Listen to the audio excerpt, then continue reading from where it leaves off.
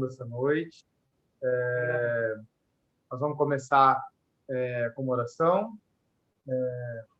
Raquel, você pode orar pela gente, pelo estudo de hoje? Raquel do Tintim? Sim. Vai lá, Raquel. Senhor nosso Deus, nós agradecemos, ó Pai, por esse dia. Nós agradecemos, Senhor, por esse estudo.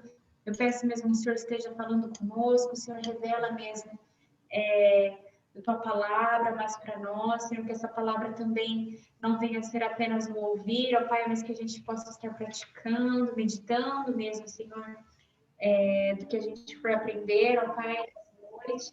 Pedimos que o Senhor possa estar direcionando, mesmo que Edson, Senhor, falar mesmo da Tua palavra para nós, Senhor, em nome de Jesus. Amém. Amém.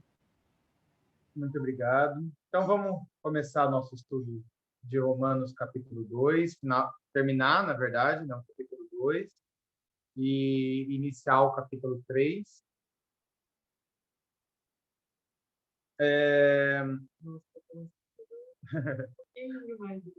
Aí, Amanda, nós estamos com um computador novo hoje, um computador, na verdade não é novo, né? É que o outro que a gente estava usando não está funcionando hoje, e por isso que a gente acabou atrasando também, tá? Desculpa aí o pessoal pelo atraso. Muito bem. Nós estávamos estudando, terminamos no versículo 16 do capítulo 2, na semana passada, né? Nós vimos o argumento de Paulo quanto ao pecado já da sociedade como um todo, né? Da sociedade gentílica, na verdade, daquela época. Vimos o argumento de Paulo também quanto ao pecado daqueles que se dizem moralistas, daqueles que se dizem que prezam pelas coisas corretas, mas que, na verdade, não fazem aquilo que falam, né? Só mandam os outros fazerem. E aí, Paulo já expôs esse tipo de atitude também. E agora Paulo vai falar especificamente ao judeu, ao povo judeu, ao seu povo, né? Ao povo que ele representa aí, né? A partir do versículo 17, na verdade, agora, até o final do versículo 8 do capítulo 3, o tema é um só, por isso que eu coloquei tudo junto, tá? Que é a ideia da hipocrisia do povo judeu, né? Pode passar para frente aí, amor? Lembrando aí no nosso esbocinho que eu tirei lá do livro do Bruce, que elenca esse texto que nós vamos estudar agora como o judeu, né? Como nós vimos já a justiça de Deus revelada no começo do Evangelho, no começo, perdão, do livro, nós vimos agora como tema geral o diagnóstico, Paulo falando sobre a necessidade universal, realmente, da necessidade da gente entender o nosso estado pecador, da necessidade universal de Deus, do Evangelho de Deus. Aí, especificamente, foi falado sobre o mundo de forma geral, sobre o moralista e agora, especificamente, sobre o judeu mesmo. Tá? Esse é o tema, só para a gente se situar aí, nesse construir do pensamento de Paulo até aqui, né? Vamos começar, então, lendo o texto da Bíblia. Oi? Chegando também, às vezes. Então, tá bom. Eu vou dar um resuminho de novo, a Amanda está comentando aqui, pedindo, né, só para eu relembrar. Paulo ele vai começar o livro de Romanos falando sobre a questão da justiça de Deus, ele vai relembrar, ele vai se apresentar, na verdade, nos primeiros versículos até o versículo 6, até o versículo 7. Ele vai começar se apresentando mesmo, falando sobre quem ele é, um pouco rapidamente, sobre qual evangelho ele acredita.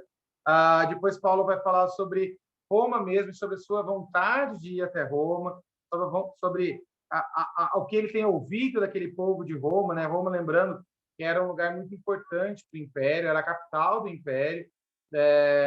E aí, a Paulo falar para essa população, para essa igreja que estava em Roma, era algo muito importante ali. E aí ele vem lembrando, né, e falando sobre essa igreja de Roma, que era uma igreja muito mista, né, uma igreja que tinha todos os tipos de pessoas ali, né, todas as etnias ali estavam representadas na capital do Império, em Roma. E aí Paulo vai começar falando sobre a justiça de Deus e sobre a ira de Deus.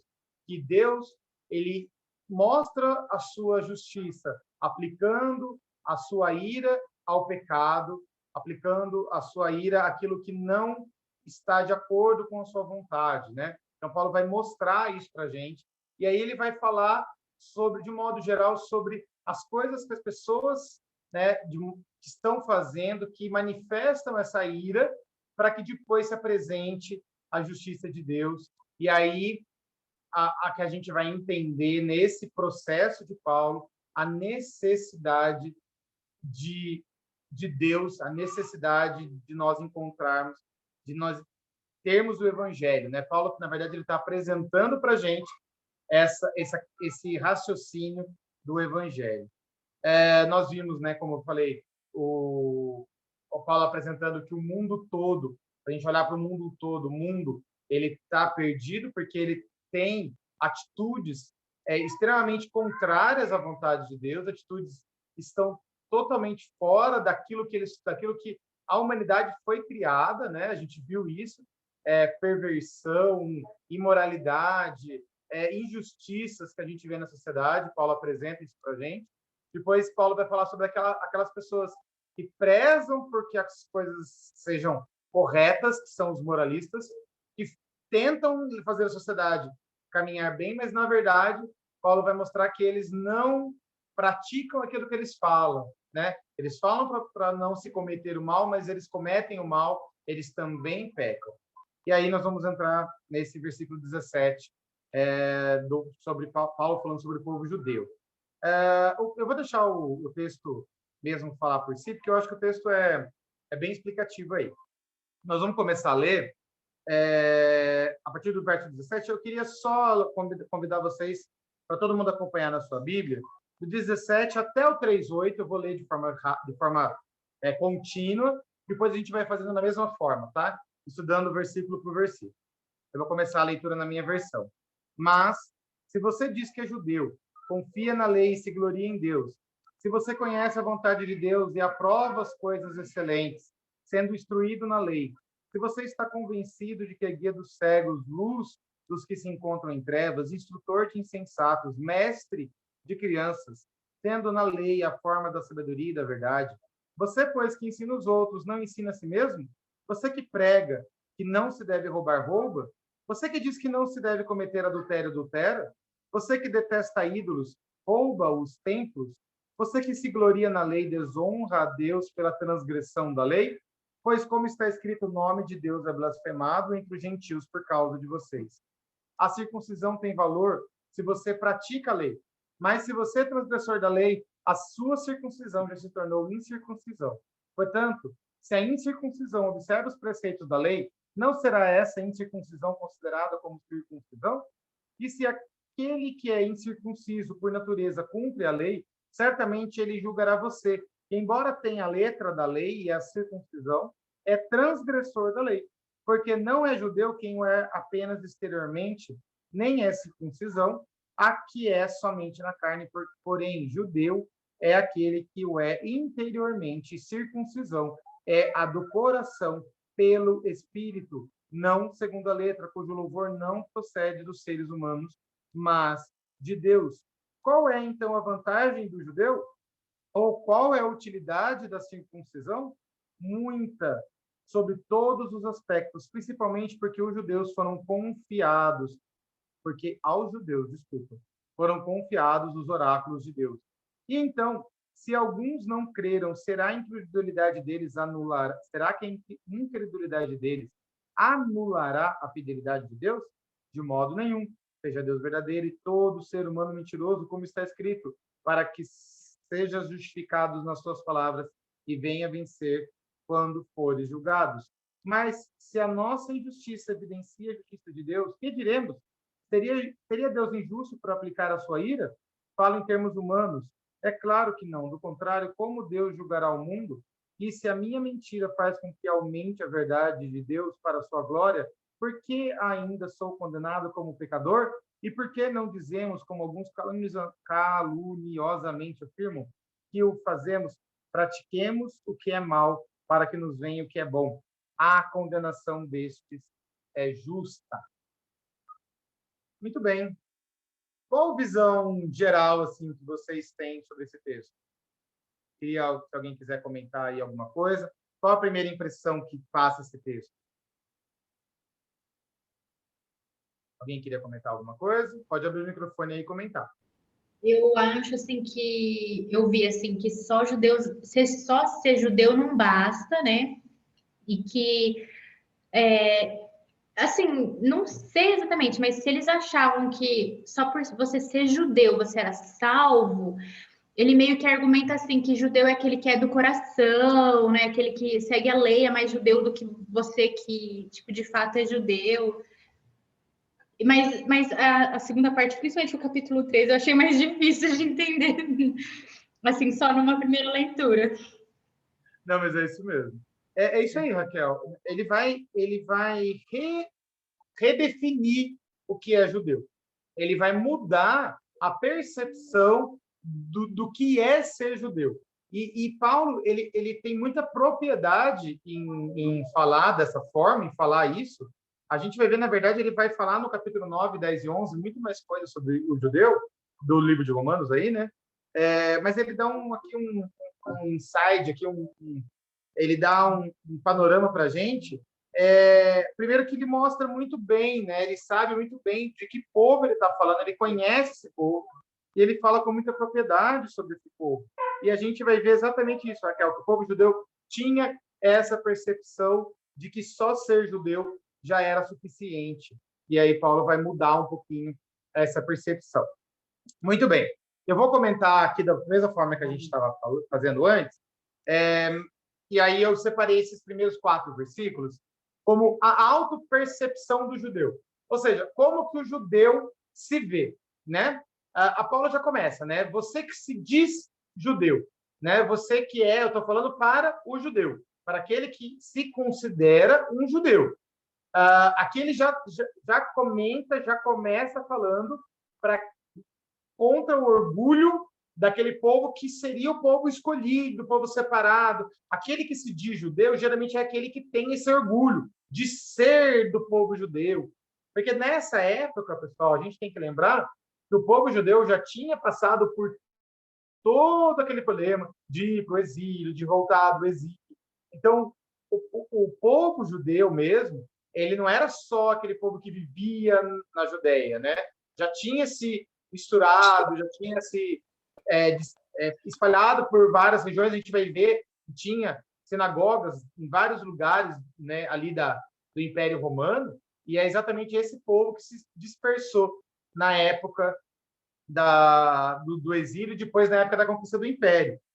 Então, Paulo está falando para todos esses que se dizem judeu, né? Ele já está começando a falar exatamente para esse povo, contra o orgulho desse povo.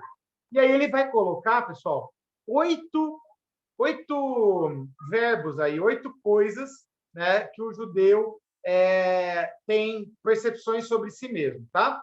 Muito bem, a primeira coisa que ele vai falar é que o judeu confia na lei, né? Você que se diz judeu, confia na lei. E aí esse confiar na lei traz essa ideia de um escudo de proteção. O judeu tem essa percepção, né? Tinha essa percepção de que a lei era um escudo de proteção contra as coisas, contra a ira de Deus, contra as coisas de Deus, porque eles tinham a lei, né? Pode continuar, amor. Se gloria na lei, se gloria em Deus, desculpa. O judeu ele tinha esse orgulho, né? Esse inflamamento dele mesmo, né? Por dizer que ele era o povo que tinha o Deus Criador, né? Eles tinham o monopólio de Deus. Se você queria servir ao Deus verdadeiro, ao Deus Criador, você tinha que ser judeu. Então, eles tinham esse orgulho de Deus, né? E aí, essa ideia do se gloria na lei aí, né? Você que conhece a vontade de Deus. Esse a vontade, pessoal, é um artigo em grego. a vontade, mesmo no sentido de você que conhece a vontade absoluta de Deus. É a vontade como um substantivo mesmo, tá? Não como uma vontade genérica de Deus, mas como a vontade absoluta de Deus. Ele está lembrando de novo sobre a lei, sobre as coisas que tinham no Antigo Testamento, sobre o Pentateuco, sobre Deus se revelando no Antigo Testamento. Então, você que conhece a vontade de Deus e aprova as coisas excelentes. Esse aprova as coisas diferentes tem essa ideia de diferenciar, de atestar aquilo que é bom, aquilo que é superior. Tá? O judeu, por ter a lei, por ter o Antigo Testamento, né, ele tinha essa capacidade de diferenciar aquilo que era bom, aquilo que vem de Deus, daquilo que não vem. Essa é a ideia do texto, né? Então, essa é mais uma coisa que o judeu tinha por ter a lei, né? Você que é instruído na lei, né? Lembra que o judeu era ensinado desde pequeno, né, sobre a lei. Na verdade, pessoal, não sei se vocês têm, né, sabem disso, mas o judeu, quando ele completava 13 anos, ele tinha que recitar o Pentateuco inteiro, né, de Gênesis a Deuteronômio. Era uma função, era uma obrigação, na verdade, do judeu. Então, a gente sabe que o judeu era realmente instruído no Pentateuco, na lei, né? Então, aí Paulo está citando esse orgulho do judeu de ser ensinado desde pequeno. Aí, o que mais que o judeu tem, né? Qual verbo mais a gente pode atribuir a eles? O judeu, ele era mestre, ele era guia. Todo judeu era apto para ensinar, né? E todo judeu, na verdade, ele tinha a obrigação de ensinar a lei a todos os que estivessem ao seu redor. Então, a gente vê isso lá em Deuteronômio, né? Que fala sobre Deuteronômio 6, sobre o ensino da lei, né?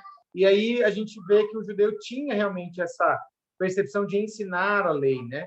E aí só que Paulo fala às vezes de um jeito até meio aqui meio grosseiro, assim dizendo, né? Você que está convencido de que é guia de cegos, luz dos que se encontram nas trevas, instrutor de insensato, mestre de crianças, tendo na lei a forma de sabedoria e verdade, né? Paulo está falando que o judeu ali era o mestre entre aqueles que não sabiam nada, né? O guia do cego, a luz das trevas. Então, ele colocava realmente o judeu num alto pedestal por ter a lei, e os outros eram extremamente abaixo deles por não ter conhecimento da lei. E aí Paulo está lembrando isso deles, né? E aí a gente vai ver tendo na lei a forma de justiça e da verdade. Pode dar um passo aí. A lei para o judeu era a fonte de toda a sabedoria e ele confia na sua eficácia, né? A lei ali era a fonte realmente de sabedoria, tanto que, na verdade, a lei mesmo era a lei política mesmo dos judeus, né? A lei do Velho Testamento não era só um texto bíblico, era a lei, era aquilo que era a constituição deles, né? Do povo judeu. Então, era ali onde se consultava realmente para saber, para buscar informações, para buscar julgamentos, né? Então, era na lei mesmo. E aí Paulo lembra tudo isso, né? E aí agora ele vai começar a falar do pecado do povo judeu, né? Da incoerência desse povo que tem tudo isso, né? Você, pois, que ensina os outros, não ensina a si mesmo? Lembra que o judeu, né? Paulo falou que ele era guia de cegos, instrutor de insensatos, né? E aí Paulo pergunta, mas você não ensina a si mesmo? Você não aprendeu aquilo que você está ensinando, né? Você não está seguindo a lei? E aí ele cita três pecados da lei, muito claros na lei, que a gente sabe, a gente não conhece a lei tão bem quanto os judeus, a gente sabe que esses três pecados que são citados aí são pecados sérios na lei, né? Que é o roubo, o adultério e a idolatria. São três pecados que o povo judeu tinha aprendido a detestar, tinha aprendido a afastar-se desses pecados. né? E aí Paulo fala, você que prega que não se deve roubar, rouba. Você que diz que não se deve cometer adultério, adultera. Você que detesta ídolos, rouba-lhes os templos. Então, aqui Paulo está falando contra um povo de modo geral, talvez não necessariamente contra o pecado de um ou outro, né? Mas contra os pecados que aquela sociedade tinha, eram evidentes no meio do povo, né? E aí Paulo está evidenciando esses pecados e mostrando para eles que, na verdade, o fato da lei, de ter a lei, de ensinar a lei, de ter todos aqueles benefícios mostrados anteriormente, está se mostrando um pouco incoerente, porque eles praticam as coisas que a lei diz que não é para praticar, né? Você que se gloria na lei, desonra a Deus pela transgressão da lei. A gente sabe que a lei é bem difícil de ser seguida. Na verdade, a lei é impossível de ser cumprida totalmente, porque a lei ela veio para evidenciar o pecado do homem. E a gente vai ver isso mais para frente. Paulo vai falar sobre isso no livro de Romanos. E o Tintim levantou a mão? Opa, pode falar, Tintim. Oi, Keijo. Não, desculpa eu ter te interrompido. Não, pode falar, opa. Eu achei um pouquinho assim, esses primeiros versículos até o 20, me pareceu um pouco assim, contraditório com o que está aparecendo agora do 21 e 22, né? Me pareceu contraditório. Qual que era a intenção de Paulo ao escrever do 17 ao 20? Ele foi meio irônico ou ele quis encher a bola dos judeus e depois falar que não era bem assim? Qual que é a ideia de Paulo? Na verdade, a gente pode voltar aí, amor. Na verdade, se a gente pegar do 16 ao 20, a gente vai ver que, na verdade, Paulo está falando sobre uma percepção que o próprio judeu tinha dele mesmo, não necessariamente daquilo que eles faziam. Pode perceber, ó. Você confia na lei, se gloria em Deus, conhece a vontade de Deus, aprova as coisas excelentes, são instruídos na lei, é guia de cegos. Então, tipo assim, é uma percepção que eles mesmos tinham deles, né? Era uma coisa que eles se viam. Nossa, nós temos a lei. Uau! Só que Paulo vai mostrar que ter a lei não tem diferença, não faz diferença. É isso que Paulo está mostrando. Esse uau não é uau. Esse uau é, tá, e aí? O que você vai fazer com isso? Né? Então, é um encher de bola, mas não é um encher de bola no sentido que eles estão vendo, que eles se acham, mas Paulo vai falar, não, isso não é isso que você está pensando.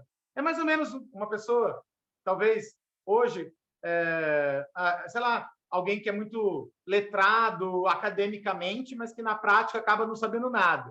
Paulo está falando, olha, você tem tipo, mestrado, doutorado, pós-graduação, mas tipo, você não sabe o básico. É mais ou menos isso, entendeu? Claro que guardadas as devidas proporções ali, mas o que ele está falando é mais ou menos isso, entendeu? Perfeito, valeu. Muito bem. Então, continuando aí, né, ele vai falar sobre essa incoerência, né, de ter a lei, mas que acaba não praticando aquilo que está na lei, né? Pode passar, acho que 3 ou 4 cliques aí. Isso. E aí, Paulo vai falar sobre essa desonra a Deus. Desonra a Deus pela transgressão. Isso eu acredito que bate no orgulho do povo judeu muito forte, porque desonrar a Deus, né, era uma coisa muito séria, né? E transgredir a lei ali, o judeu talvez acho que tinha perdido, o que Paulo vem falar exatamente isso, né? Que o judeu tinha perdido esse problema de pecar às vezes de ir contra a lei com relação a muitas coisas. O judeu tinha coisas que ele considerava muito sério e coisas que estavam na lei que não podia fazer, mas que eles acabavam deixando passar, né?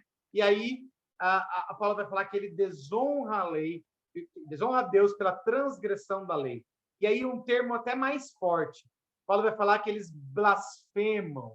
O nome de Deus é blasfemado entre os gentios por causa de vocês. Lembrando que o judeu tem esse zelo pelo nome de Deus, né, pessoal? A gente sabe que o nome de Deus era extremamente guardado pelo judeu, tanto que a pronúncia se perdeu porque o judeu não sabia, não falava mais o nome de Deus. E aí o Paulo vem falar que o nome de Deus é blasfemado entre os gentios por causa dos judeus. É uma citação do versículo de Isaías 52:5, que naquele contexto, Isaías estava falando sobre uma blasfêmia no sentido assim, olha, cadê o Deus de vocês que deixou vocês perderem a batalha? Cadê o Deus de vocês que deixou que vocês fossem ridicularizados e fossem levados cativos? Só que nesse texto, o que Paulo está levando, está mostrando é que a mesma vergonha que o nome de Deus foi exposto quando eles perderam a batalha, também está sendo exposta quando eles transgridem a lei. Então, não é só uma batalha militar ali, Deus não está preocupado só militarmente com o povo, mas ele está preocupado com a integridade do seu povo. E é isso que Paulo está levantando aqui à tona, né? Então, aqui, pessoal, nesses primeiros versículos, Paulo ele vai falar que o fato de ter a lei, o fato do judeu ter a lei, não é suficiente para salvá-lo, né? Não é suficiente para que ele fique impune da justiça de Deus. Lembra que o tema principal aqui é a justiça de Deus, né? Só que agora ele vai tocar num outro ponto. Do versículo 25 para frente, ele vai tocar no segundo ponto que o judeu também se gloria, que é a circuncisão, né? Lembra que o povo judeu tinha na circuncisão, a circuncisão, para quem não sabe, era aquela cirurgia, né, onde se tira o prepúcio do menino, né, para que tenham ali uma marca física de separação, uma marca física de que se vai guardar a lei. É mais ou menos, guardada também as devidas proporções, o que a gente faz hoje com a aliança. A aliança, na verdade, é uma marca física de que eu sou casado. Na verdade, o que Paulo vai mostrar é que o fato de eu ter aliança no meu dedo ou não ter aliança no meu dedo não faz diferença. Mas é o fato de eu ser realmente esposo, de eu ser casado com a Amanda. E isso é diferente. Casado não é uma aliança. E o que Paulo está falando é isso. Circuncisão não é uma cirurgia. Circuncisão é uma separação para obedecer à lei. E aí, vamos entender aqui o texto de Paulo, tá bom? A circuncisão tem valor se você pratica a lei. Paulo está colocando na circuncisão um valor. Paulo está colocando na circuncisão um peso. Na verdade, a circuncisão só vai produzir um efeito, ela só vai ter valor, é que nem uma nota, né? Uma nota de cédula só tem valor se ela tem lastro, se ela existe, né? Se ela tem alguma coisa por trás que garante. Um papel escrito vale R$10 não vale nada. Só não vale nada se eu não tiver aquele que assina, aquele que carimba, dizendo que vale realmente R$10. A circuncisão é a mesma ideia, ela só tem valor se você pratica a lei. Pode passar, mano. Então, aqui, Paulo, como eu falei, né, está atacando um segundo ponto de orgulho do judeu, de uma segurança que o judeu tinha. Opa, eu sou judeu, então eu tenho a lei e eu tenho a circuncisão. Então, Paulo vai atacar agora o segundo ponto. Ele vai falar sobre o valor, como eu já falei, e aí ele vai colocar sobre a prática da lei. Que a circuncisão, o valor dela está na prática da lei. Ela é uma cirurgia física para que aquele menino que foi marcado, né, ele é um menino separado para seguir e praticar a lei. Essa é a ideia da circuncisão. Pode clicar nesse isso, aí é um link. Eu coloquei aqui, pessoal, a matemática da circuncisão. Na verdade, é a matemática da circuncisão, não é da lei, eu errei. Só para vocês entenderem uma coisa. O matemático vai entender mais fácil, mas para quem não é matemático, eu vou explicar aqui. Seja a circuncisão a letra A e a obediência a letra B. O que Paulo está falando? Que a circuncisão, ou seja, A menos B, a circuncisão menos a obediência, é incircuncisão, não tem valor nenhum. E a não circuncisão, ou seja, a incircuncisão, mais a obediência, é igual à circuncisão. Ou seja, que a circuncisão tem a ver com a obediência, está totalmente ligada. Só existe circuncisão se existir obediência. E só existe obediência se existir. E a circuncisão vem junto com a obediência. São coisas que vêm junto, tá? Para quem não é matemático, confundi muito, né? Mas eu acho que para quem é matemático isso ajuda. Pode voltar. Essa é só para Raquel Butintim. Volta aí. Isso. Então, é isso que Paulo está falando, né? A circuncisão ela tem que vir junto com a prática da lei. Portanto, aí eles vão colocar, né? Se a incircuncisão, se o incircunciso observa a lei, não será essa incircuncisão considerada circuncisão? Ou seja, se alguém obedece e não é circuncidado, ele se torna circuncidado porque ele está obedecendo a lei. Porque, na verdade, a circuncisão, como eu disse, é um ato físico para mostrar aquilo que é mais profundo, que é a obediência da lei. É mais ou menos igual à aliança, é mais ou menos igual ao batismo hoje em dia. O batismo também, né? Ele é uma experiência, ele é um ato físico que mostra um compromisso de seguir a Cristo. Mas se o batismo não vem junto com a obediência, não tem valor nenhum, né? E Jesus vai nos mostrar também que aquele que não é batizado, mas que creu em Cristo, ele é salvo, assim como o ladrão na cruz, que não teve tempo de ser batizado, a gente vê isso na Bíblia, né? Então, essa é a ideia também, tá? Não estou dizendo aqui que não é para se batizar e nem para não usar aliança, não é isso. Mas isso, na verdade, é só um ato de demonstrar publicamente aquilo que está dentro de nós, né? Essa é a ideia. E se aquele que é um incircunciso por natureza cumpre a lei, certamente ele julga você, que embora tenha a letra da lei e a circuncisão, é transgressor da lei. Pessoal, olha como Paulo ataca aqui o coração do judeu. Você que... Ele está falando assim, aquele que é gentil, que está abaixo de você, porque você tem a lei, embora ele não tenha circuncisão e embora ele não tenha a lei, ele vai julgar você. Porque ele cumpre a lei. Ele vai julgar você junto com Deus, lá no dia do juízo final. Paulo está atacando diretamente aqui o orgulho daquele povo que era separado, né? E aí ele vai continuar. Porque não é judeu, ele vai redefinir a palavra judeu. Não é judeu quem o é apenas exteriormente, e nem circuncisão quem o é apenas na carne. Ou seja, não é só quem é para fora judeu, quem mostra ser judeu, ou quem só é circuncidado porque fez, né, porque fez a cirurgia ali, né? Esse termo aí, exterior, tá, pessoal? Em grego, ele tem essa palavra visível, ele tem a ver com essa palavra visível, em aberto, à mostra. Essa palavra exterior é entofanero, é à mostra, tá?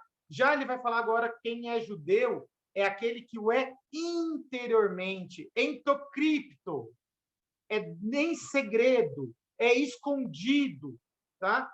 Quem o é dentro de si mesmo. E circuncisão é a do coração, né? Paulo vai mostrar que é mais importante é o coração e pelo Espírito, não segundo a letra, mas pelo Espírito. Esse pelo Espírito, pessoal, eu vou deixar para a gente estudar melhor lá no 7:6, tá bom? Se vocês quiserem estudar um pouquinho lá, pode ir lá, tá? Mas em Espírito, é o Espírito Santo que opera em nossos corações a circuncisão, ou seja, a vontade de obedecer a Deus, de fazer a vontade de Deus. É isso que Paulo está falando aqui. Não é a letra, mas é a mudança de coração, a mudança da minha postura diante da vontade de Deus. E cujo louvor não procede de seres humanos, mas de Deus. Aqui, às vezes em português fica meio estranho, né? Cujo louvor não procede de seres humanos, né? Como assim louvor? Paulo vai citar louvor agora.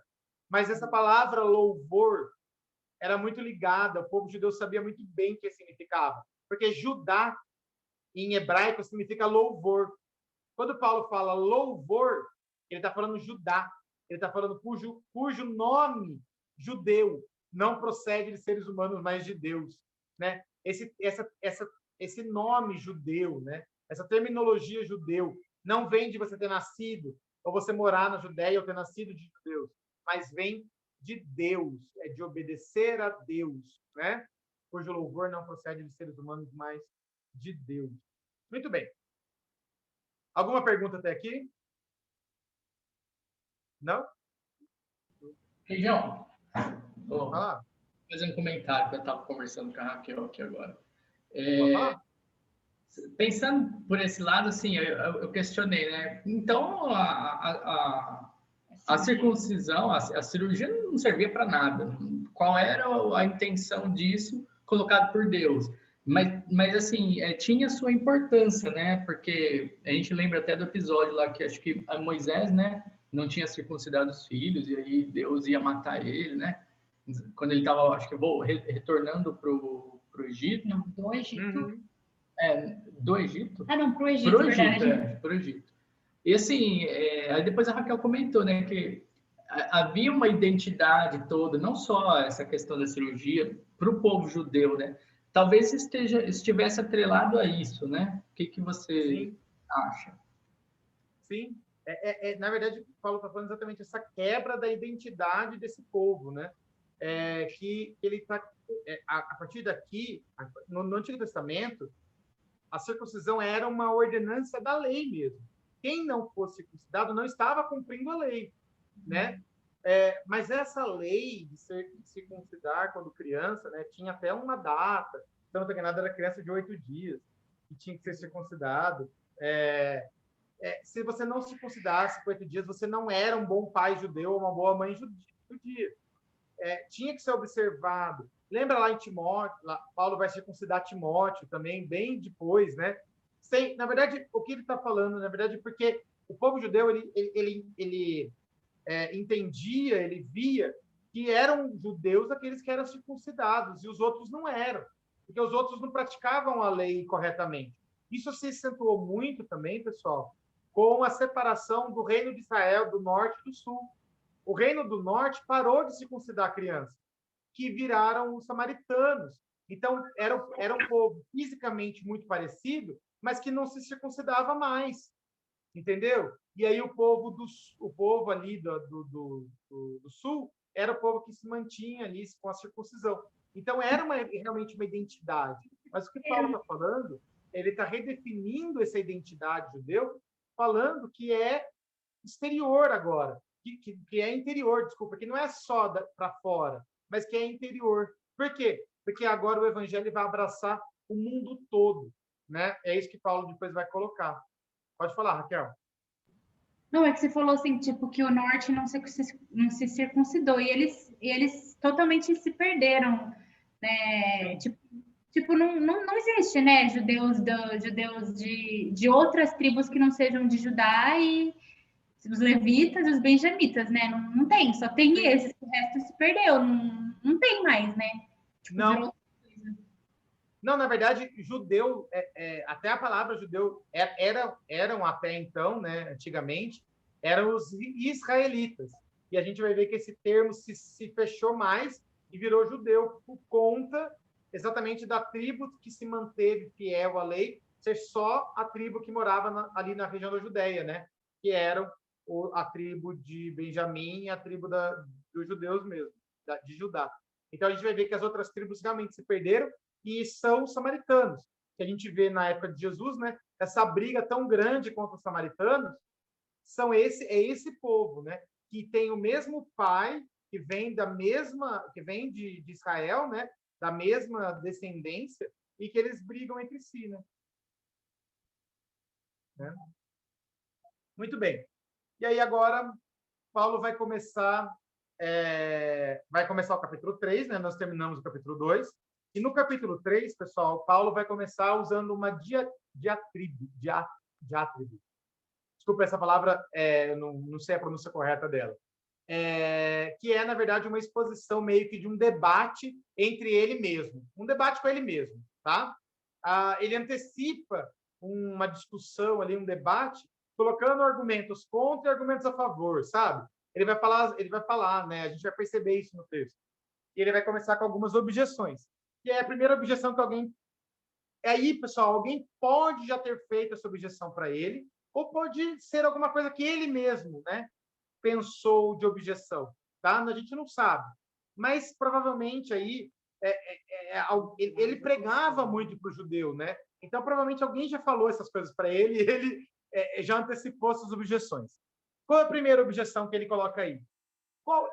Lembrando que aqui é o versículo bíblico, tá? É o versículo 1, porque às vezes não parece. Qual é, então, a vantagem do judeu? Qual é a utilidade da circuncisão? E aí, para que serve a circuncisão? O judeu pode se perguntar, né? Para que serve? Qual que é a vantagem, então, de ser judeu? Ou seja, Paulo está mostrando que, aparece, né, que Paulo está querendo sabotar a aliança de Deus com o povo judeu. Né? Pode parecer isso. Mas qual que é a resposta de Paulo para ele mesmo? Muita, sobre todos os aspectos, principalmente porque aos judeus foram confiados os oráculos de Deus. Aí os oráculos de Deus, pessoal, realmente, a gente sabe que o povo judeu foi o guardião da lei, foi o guardião da vontade de Deus. A gente conhece Deus hoje pelo povo judeu, né? A Bíblia, Deus se revelou ao povo judeu e foi na experiência do povo judeu que Deus foi se revelando. E nós chegamos aí à plenitude com Jesus Cristo. Deus escolheu o povo judeu para ser um povo diferente, né? E aí Paulo vai falar, não tem a utilidade, é a utilidade de ser importante, porque foi a eles que foram confiados os oráculos de Deus, né? Essa responsabilidade não é a ideia daquela segurança de não ser punido por Deus pelas coisas erradas que faz, mas é uma responsabilidade, foi dado a eles para ser ali a bênção para todas as nações. Então, é isso que Paulo vai falar, né? Não está na circuncisão no ser ou no conhecer a lei, mas estar no ter sido privilegiado de ter sido o povo escolhido para conhecer a Deus primeiro. Primeiro aos judeus, depois aos gentios. Paulo vai falar isso muitas vezes, né? Qual que é a segunda objeção que a gente vê no texto? E então, se alguns não creram, será que a incredulidade deles anulará a fidelidade de Deus? Ou seja, será que por causa de alguns que estão cometendo pecado, o povo todo tem que sofrer? É isso que Paulo... essa talvez seria a pergunta aí. E aí Paulo vem usar uma resposta muito firme. De modo nenhum. Esse de modo nenhum, pessoal, é uma resposta em grego muito violenta. É mais ou menos a ideia de nem morto, nem que a vaca tussa, mas nunca mesmo. Entendeu? Essa é a ideia, assim, que Paulo está colocando. De modo nenhum. Seja Deus verdadeiro e todo ser humano mentiroso, como está escrito, para que seja justificado nas tuas palavras e venha vencer quando fores julgados. Paulo está falando que Deus é verdadeiro porque ele está mostrando a todos que eles precisam, que eles são pecadores, né? Não tem nenhum que seguiu, que realmente justo. Não há um justo sequer, né? E aí Paulo vai citar esse texto lá de 51:4, que às vezes Salmo 51:4, que às vezes pode parecer um pouco estranho, né?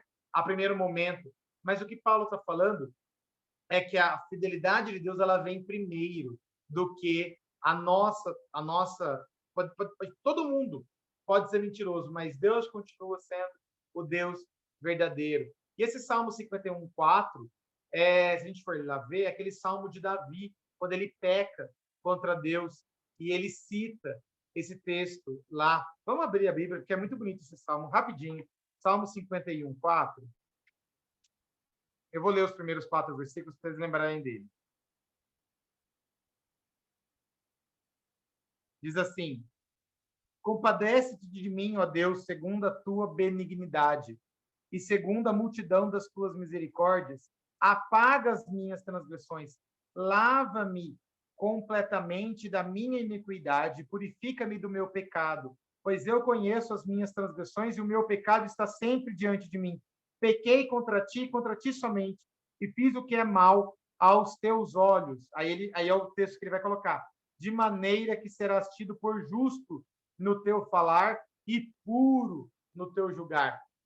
Aqui é um texto de reconhecimento do pecado, um homem, né, reconhecendo que pecou, reconhecendo que estava errado e elevando a justiça de Deus, falando: Deus, você estava certo, você falou, né? Então, as tuas palavras vão me purificar. Você falou que eu sou pecador e que esse fato, a lei vem me abraçar, vem me ajudar a me purificar. Essa é a ideia do texto. E é essa ideia que Paulo está colocando aqui. A incredulidade de muitos não diminui a fidelidade de Deus, a incredulidade do pessoal, mas a credulidade deles mostra a fidelidade de Deus. Essa é a ideia do texto. A terceira objeção aqui, pessoal, é uma objeção mais interessante de pensar.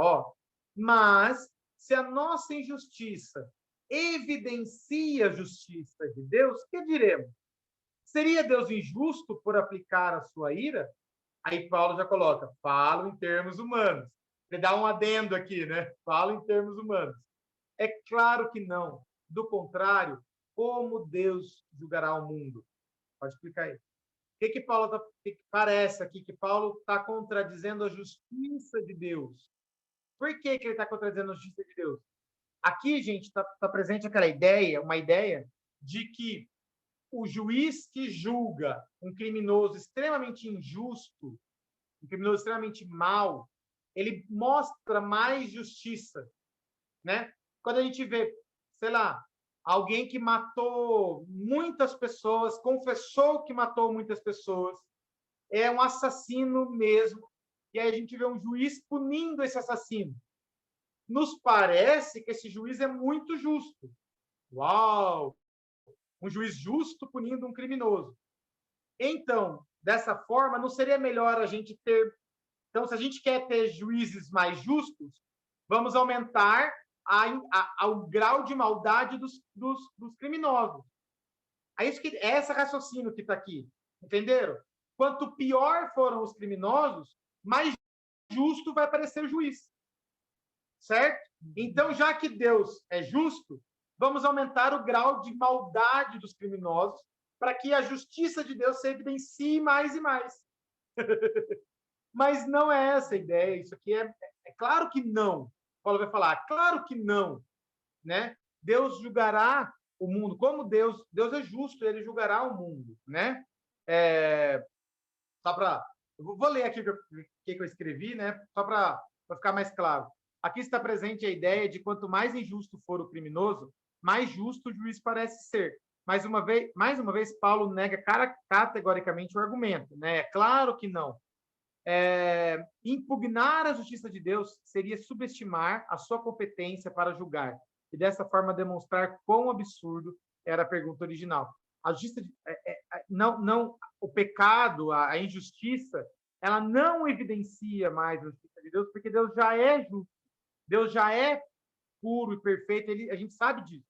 E aqui Paulo vai mostrar que a nossa injustiça, ela não evidencia a justiça de Deus, porque Deus já é justo, tá? E aí o último argumento de Paulo, que eu acho muito interessante a resposta que ele dá. E se a minha mentira faz com que aumente a verdade de Deus para a sua glória, por que eu ainda sou condenado como pecador? Ou seja, se quando eu minto, Deus se revela mais glorioso, mais puro, mais verdadeiro, por que eu sou condenado, então, por mentir? E por que dizemos, como alguns caluniosamente afirmam, que o fazemos? Pratiquemos o que é mal, para que venha o que é bom. Vamos parar por aí. Olha a frase. Pratiquemos o que é mal, para que venha o que é bom. A ideia aqui do texto é que a nossa maldade, né, a nossa crueldade evidencia a glória de Deus. Só que a resposta de Paulo é muito legal. Ele nem argumenta. Ele fala, a condenação desses é justa. O próprio argumento já se mata. Né? Pratiquemos o que é mal para que venha o que é bom. não tem cabimento esse argumento, né? A gente sabe disso. Como que pode, né, aquele que pratica o mal esperar que venha algo bom por praticar o mal? A maldade pode até, quando a gente, né, está em pecado, a gente percebe quanto Deus é perfeito, isso é verdade, mas praticar o mal para que evidencie a bondade de Deus é tão ilógico que a resposta é simplesmente assim: a condenação desses é justa. Por quê? Eles mesmos decidiram praticar o mal, né? Pratiquemos o mal para que venha o que é bom. Não existe colher o bem daquilo que é mal, né? Essa é a ideia do argumento de Paulo aqui. Pode passar, próximo slide. Atualizando aqui, pessoal, para os nossos dias, eu tirei esse quadrinho lá de um livro do Semiba, que eu achei muito interessante, que é a ideia, essas objeções, talvez, hoje para a nossa sociedade hoje, né? Quais objeções e quais argumentos que a gente pode ter, né? Objeções quanto ao pecado, quanto ao reconhecimento do pecado pela sociedade em geral, né? A pessoa pode falar, mas eu não sabia que Deus existia. E aí a Bíblia vem responder lá em Romanos 1:20, que ele se revela na natureza. Deus se revelou para toda a criação. O fato de você observar a criação, como a gente já disse, você percebe que existe um Criador, algo superior. Então, não há justificativa para dizer que você não sabia que Deus existia. Aí eu não tenho cometido grandes pecados ou coisas erradas. Eu não matei, eu não roubei, né? Eu não fiz coisas sérias, né? Mas aí Romanos 1:21 fala que nós desprezamos o Criador, nós não demos glória ao Criador. E esse é um grande pecado, né? Revelado ali em Romanos. Aí, mais uma vez, pode ter o argumento: tenho tratado pessoas bem. E aí o texto de Romanos vem nos mostrar que o Criador é infinitamente mais valioso do que as pessoas que ele criou. Como você tem tratado o Criador? É isso que é importante, né? Esse a pessoa enxergar que mais importante é o Deus Criador que protege toda a criatura, né? E aí o texto, a gente pode ter esse argumento: tenho obedecido a Deus. Mas você buscou a glória de Deus, que nem lá em Romanos 2:7, né? Obedecer só a lei, os preceitos, né? Aqui não se mostra o suficiente, né? Aqui Paulo vem mostrar que é importante buscar fazer as coisas para a glória de Deus. Nunca foi ensinado do que é certo, o que é errado. E aí Paulo vai nos mostrar em Romanos que a consciência nos mostra que nós já erramos muitas e muitas vezes, né?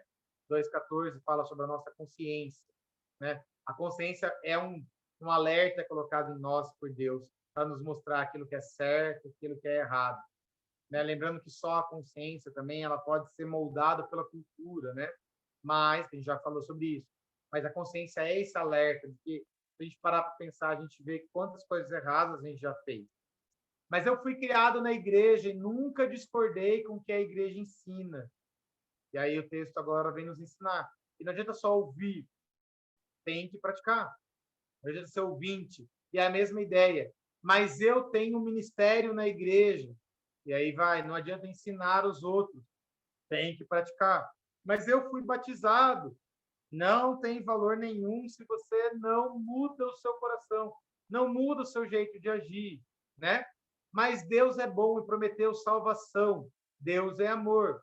E isso não muda o fato de que a gente não merece ser salvo, né? O texto vem nos ensinar que nós em nós mesmos não merecemos salvação. A bondade de Deus não nos faz com que a gente mereça salvação, né? E aí eu coloco aqui: orei quando eu era criança. Aí o texto vem falar que a salvação verdadeira produz uma vida transformada, lá em Romanos 2:6, Romanos 2, de 6-11.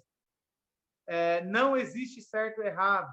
E aí o texto vem nos mostrar que jogo de palavra não salva ninguém, né? Falar que não existe certo e errado, relativizar as coisas, não salva ninguém. E aí o último, não me vejo como pecador, não me enxergo como pecador. Mas o que Paulo tem feito desde o começo do capítulo 1 ali, do versículo, é mostrar que todos somos pecadores, né? Eu queria fechar com uma conclusão, da mesma forma que temos visto os argumentos de Paulo ao expor o pecado e a justiça de Deus, precisamos, além de reconhecer nosso estado de pecador, para então recebermos a graça da salvação, também ajudar outros a chegarem à mesma conclusão. Que conclusão é essa? A gente vai ver semana que vem, está lá em Romanos 3:23. E a conclusão é: pois todos pecaram e carecem da glória de Deus, sendo justificados gratuitamente por sua graça, mediante a redenção que há em Cristo Jesus. Essa é a conclusão de Paulo. Ele está mostrando para a gente que nós somos pecadores, que nós precisamos da glória de Deus e que é em Jesus Cristo que nós vamos encontrar a salvação. Essa é a conclusão do texto. Eu antecipei a conclusão do texto, porque às vezes esse texto, a gente estudando só a natureza pecadora do homem, a gente não entende o que Paulo está querendo mostrar com isso, né? Mas o que Paulo vai chegar é lá em Romanos 3:23-24. Amém? Alguma pergunta? Alguém não entendeu alguma coisa? Pode falar. Alguém queria acrescentar alguma coisa? Pode falar também. Não? Alguém não concordou com o que eu trouxe aqui também? Pode falar. A gente discute junto. O que, John? É um questionamento, na verdade. É uma dúvida, uma questão. Lá naquele começo, a gente vê o judeu não conseguindo enxergar o seu próprio pecado. Então, tipo assim, eu tenho a lei, eu tenho a circuncisão, eu ensino, sou mestre, mas não consigo enxergar que eu mesmo estou transgredindo a lei. Essa lógica, assim, a gente pode aplicar dentro da própria igreja, por sermos humanos, não somos judeus. Mas, por exemplo, como está escrito, nasci na igreja, tudo mais, olho os pecados dos outros, consigo, só que eu estou num ponto já que eu não consigo enxergar os meus próprios pecados, mesmo tendo o Espírito Santo, assim, como que é o que você, né? Enfim, acho que ficou clara a pergunta. É a mesma para os dois lados, eu acho. Tanto para a gente enxergar o nosso próprio pecado, para a gente entender que nós somos pecadores, porque esse processo, pessoal, de entender que nós somos pecadores e que Jesus Cristo morreu por mim na cruz, para me purificar dos meus pecados, para que eu possa glorificar a Deus e me achegar até Ele, ele é um processo que acontece sempre. Eu sou salvo, eu creio em Cristo, mas eu sempre preciso me relembrar da minha situação de pecador e agora da minha situação de justificado. Esse processo sempre precisa estar na minha mente, porque é a salvação, é o processo da salvação. E aí eu desenvolvo isso. Esse é o desenvolver a salvação. E da mesma forma também, Horst, eu acho que eu vejo quando a gente observa os nossos líderes, né? Eu observo uma pessoa que é da minha igreja e eu não busco nela a perfeição, porque eu sei que isso não existe, está em Cristo Jesus.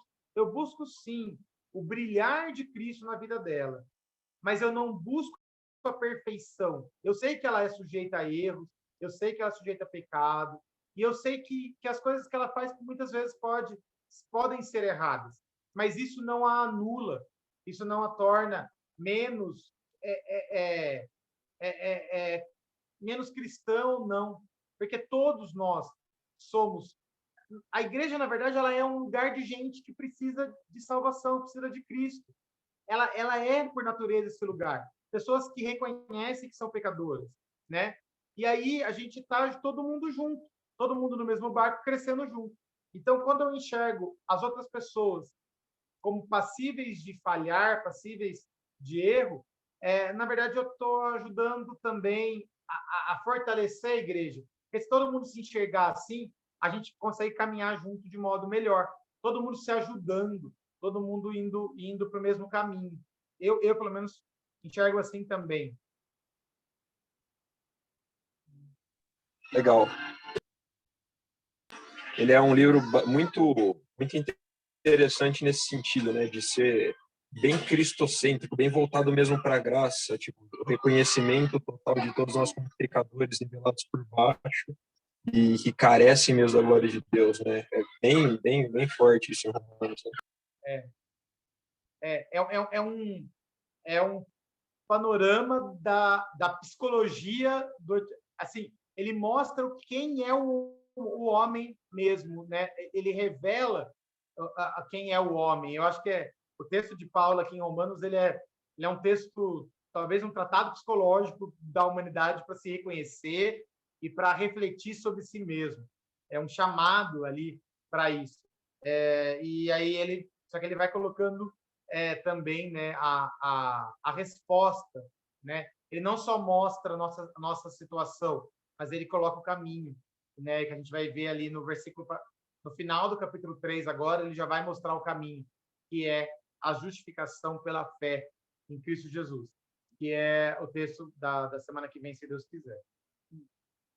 Na verdade, pessoal, também só colocar, eu acho que semana que vem, por conta do carnaval, não sei se seria ideal a gente pular, porque muita gente viajaria, né, e tudo mais.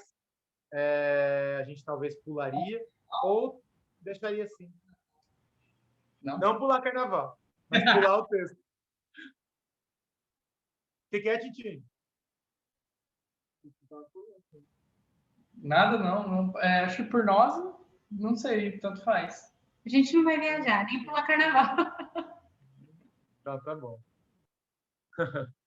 Eu vou ver certinho, aí eu mando no grupo da igreja se a gente vai ter ou não, tá bom? Mas alguém tem mais alguma pergunta? Pode colocar aí. Alguém tem mais alguma colocação também? As colocações são legais. Eu gostei bastante do quadrinho, né? As coisas que a gente pensa, né? Eu não faço assim, eu tenho a lei, né? E vem todos os versículos ali de Paulo, né? Para mostrar, né, a resposta de Deus, né? Para todas essas questões humanas, né? Que muitas vezes a gente coloca. Eu gostei bastante desse quadrinho também. Acho que resumiu bem o capítulo 1 e 2 aí, né? E o capítulo 3 ficou muito, né, muito maravilhoso finalizar aí, não dá para deixar de falar o 3:23, né, que realmente é a conclusão que ele chega diante de todas esses questionamentos, né, e diante também das pessoas diferentes que ele falou para judeus, né, ele trouxe essa palavra para os gentios, né, para os moralistas da época, então é muito legal essa dinâmica que Paulo trouxe, porque eu acho que a gente faz também isso, né? Sei lá, a gente acaba separando tipos de pessoas, formas da pessoa lidar, né, com Deus e de receber Deus. E Paulo mostra, não, mas não adianta isso, não adianta aquilo, se você não praticar. E ele traz mostrando que todos nós pecamos, que todos nós precisamos mesmo dessa salvação que nós encontramos em Cristo, né? Eu achei muito bom, porque é um resumo do Evangelho. Aí. Então tá. Vamos orar então para a gente poder terminar? Ô, Horst, você pode conduzir a gente em oração para a gente poder terminar? Opa, amém. Senhor Deus, obrigado, Pai. Obrigado porque esse livro de Romanos nos mostra a nossa condição natural, Pai, de seres humanos, pecadores que precisam mesmo do Senhor. Obrigado porque a sua palavra revela até mesmo as intenções e as motivações dos corações, revela até mesmo as armadilhas que a nossa própria mente pode nos travar. Então, nós te louvamos porque a sua palavra é reveladora. Que o Senhor continue, Pai, descortinando, revelando mesmo, Pai, a sua vontade a nós a cada dia, para que a gente possa verdadeiramente não só aprender, mas viver. Como aprendemos hoje, não adianta apenas um sinal externo, apenas estar na igreja, apenas uma circuncisão externa, Pai. Mas o vale obedecer ao Senhor, vale viver a sua presença, viver a sua palavra, viver no Senhor todos os dias, permanecendo no Senhor e cumprindo a sua vontade, Pai. Em Então, entregamos nas tuas mãos, Pai, não só mesmo o racional que aprendemos aqui, mas a nossa semana, a nossa vida, viver mesmo a sua palavra, Pai. Que o seu Espírito Santo que nos ajude mesmo a viver essa palavra, Deus, todos os dias. Em nome de Jesus. Amém. Amém. Amém. Amém. Amém, pessoal. Deus abençoe.